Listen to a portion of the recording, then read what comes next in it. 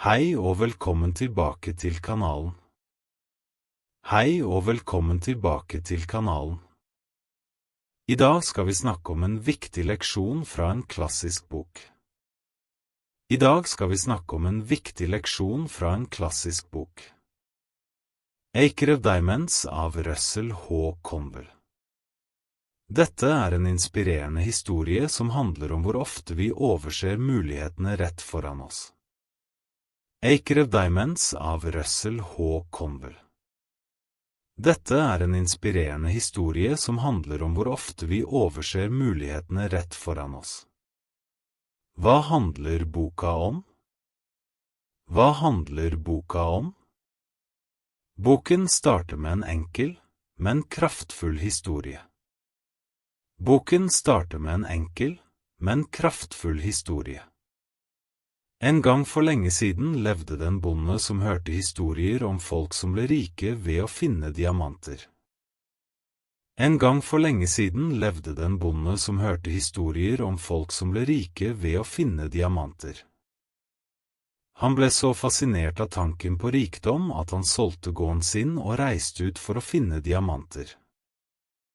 Han ble så fascinert av tanken på rikdom at han solgte gården sin og reiste ut for å finne diamanter. År etter år lette han, men uten hell. Til slutt døde han, utmattet og fattig. År etter år lette han, men uten hell. Til slutt døde han, utmattet og fattig. Men her kommer vendepunktet. Men her kommer vendepunktet. Den nye eieren av gården fant en dag en stor stein i elva som rant gjennom eiendommen. Den nye eieren av gården fant en dag en stor stein i elva som rant gjennom eiendommen. Han tok den med inn som pynt. Han tok den med inn som pynt. En besøkende gjenkjente steinen som en verdifull diamant. En besøkende gjenkjente steinen som en verdifull diamant. Det viste seg at hele området var fullt av dem. Det viste seg at hele området var fullt av dem. Den forrige bonden hadde i virkeligheten bodd midt i en av verdens rikeste diamantgruver uten å vite det.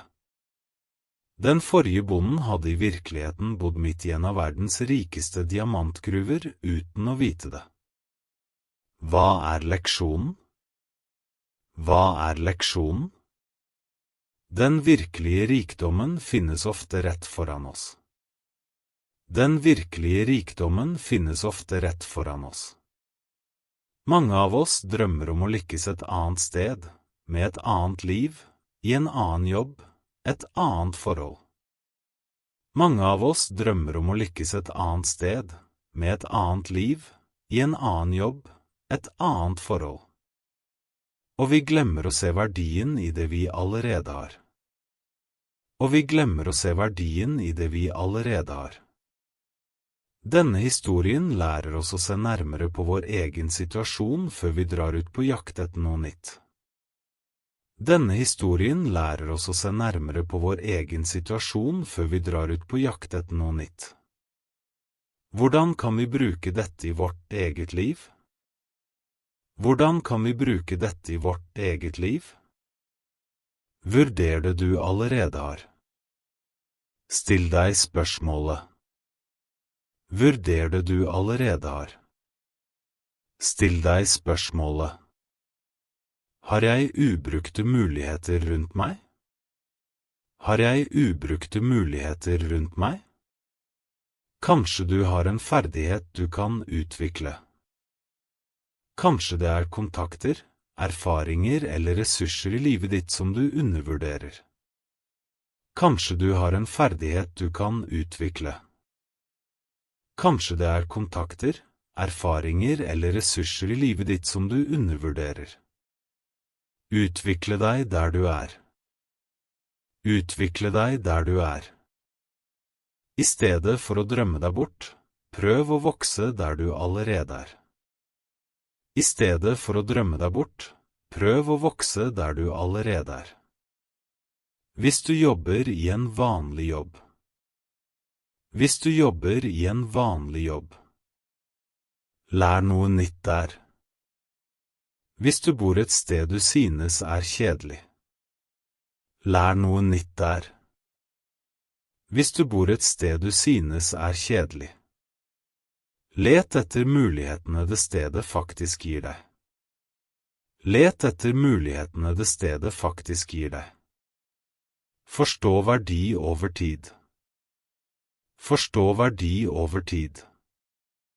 Det tar tid å finne diamanter selv i din egen bakgård. Det tar tid å finne diamanter selv i din egen bakgård.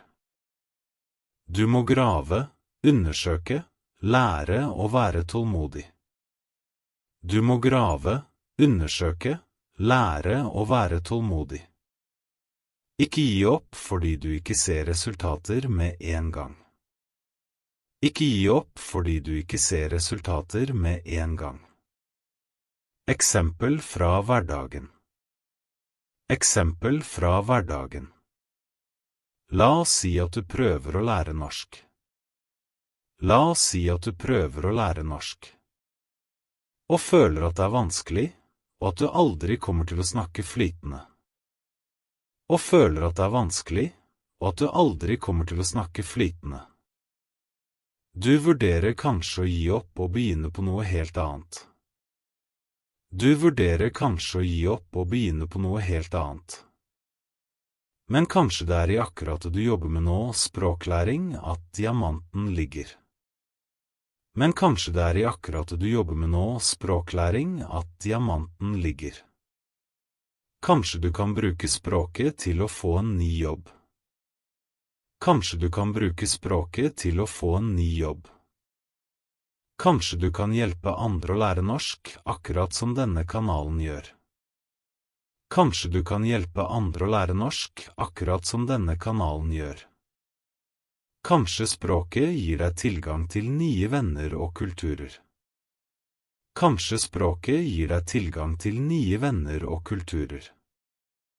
Alt dette diamanter, men de ligger under bakken og må graves fram.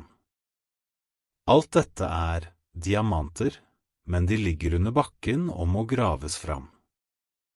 Kjernen i budskapet. Kjernen i budskapet. Lykke og suksess handler ikke alltid om å forandre alt rundt deg.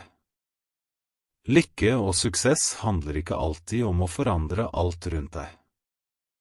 Det handler ofte om å forandre hvordan du ser på det du allerede har.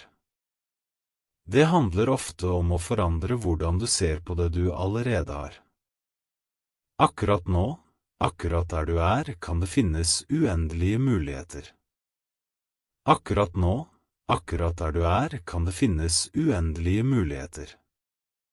Ikke vær som bonden som dro langt av gårde og kom tomhendt hjem.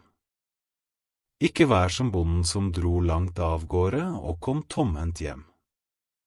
Se etter dine egne diamanter i din familie, dine ferdigheter, din erfaring og ditt hjerte. Se etter dine egne diamanter i din familie, dine ferdigheter, din erfaring og ditt hjerte. Til slutt en refleksjon. Til slutt en refleksjon. Tenk på dette. Hva har jeg i livet mitt akkurat nå som jeg undervurderer? Tenk på dette. Hva har jeg i livet mitt akkurat nå som jeg undervurderer? Skriv det ned. Se om du kan bruke det til å skape noe verdifullt. Skriv det ned. Se om du kan bruke det til å skape noe verdifullt. Ord og uttrykk fra dagens leksjon. Ord og uttrykk fra dagens leksjon. En bakgård, et område bak huset ditt. En bakgård, et område bak huset ditt. Å undervurdere og tro at noe mindre verdt enn det egentlig Å undervurdere og tro at noe mindre verdt enn det egentlig Å grave frem og lete etter noe med innsats. Å grave frem og lete etter noe med innsats. En mulighet, en sjanse. En mulighet, en sjanse. Tålmodighet, det å klare å vente uten å gi opp. Tålmodighet, det å klare å vente uten å gi opp. Takk for at du så på. Takk for at du så på. Hvis du likte denne leksjonen, trykk på tommel opp og abonner på kanalen. Hvis du likte denne leksjonen, trykk på tommel opp og abonner på kanalen. Og husk, kanskje dine egne diamanter er nærmere enn du tror. Og husk, kanskje dine egne diamanter er nærmere enn du tror. Vi sees i neste video, ha en strålende dag. Vi sees i neste video, ha en strålende dag.